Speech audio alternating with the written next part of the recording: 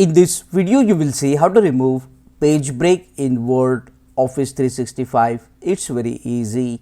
First, to remove the page break, you need to see the page break, and to do that, under the Home tab, you will see here this small icon. This is called as a Pilcrow icon. Click on it to show the formatting marks.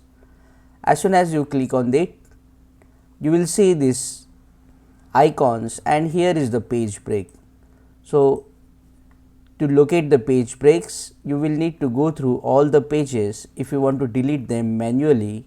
And to delete the page break, you just need to click above the page break and then press delete on your keyboard 2 times to delete the page break.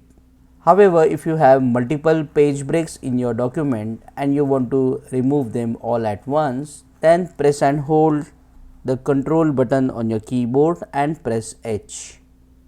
You will see this window. Now click on the Replace tab, and next to Find What, type $M, and next to Replace With, just click inside the box and make sure there is nothing written in it.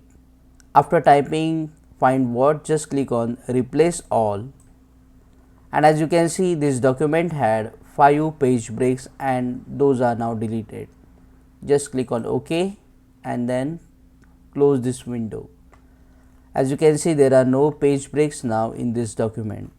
And to remove this Pilcrow icons, you just need to click on this Pilcrow icon button and the formatting marks will be removed. In this way, you can remove page break in Word Office 365 manually and all at once. Click on that like button, comment below and let me know if this video solved your problem.